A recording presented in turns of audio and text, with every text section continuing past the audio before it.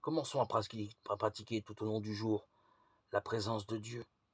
Chaque fois que notre attention s'égare, ramenons-la à la contemplation de sa sainte présence, en toutes choses, en tous, partout. Nous sommes alors une force vivante, curative. Nous sommes ordonnés. Nous ne pouvons plus être craintifs ou timides.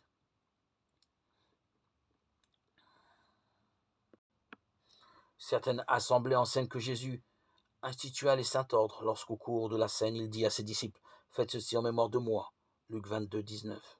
Les péchés que vous remettrez seront remis, les péchés que vous retiendrez seront retenus. Jean 20, 23. Tu es prêtre pour toujours à la manière de Melchisédek. Psaume 110, 4. Sans père, sans mère, sans aïeux, sans commencement de jour ni fin de vie, qui est enfin tout à fait assimilé au Fils de Dieu.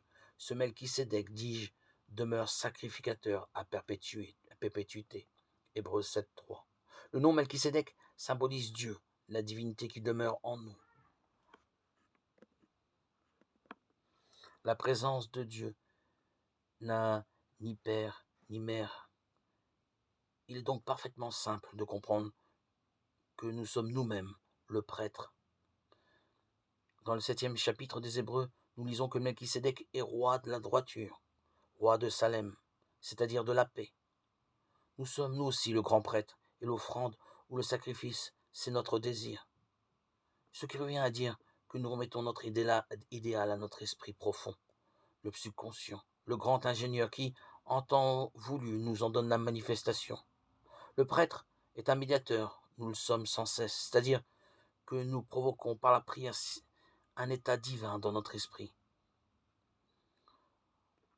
En m'écoutant, vous pouvez dire « Je veux la victoire sur cette difficulté ou bien sur cette maladie ».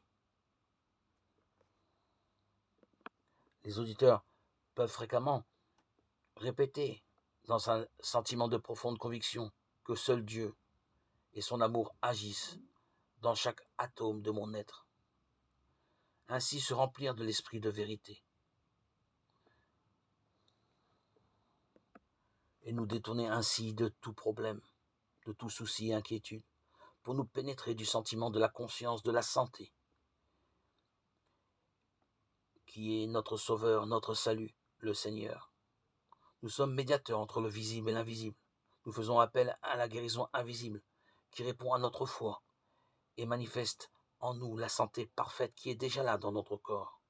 Notre attitude mentale, faite de réceptivité, d'acceptation, de foi, l'enlève à l'état de souffrance et de douleur, jusqu'à la santé et la paix de l'esprit.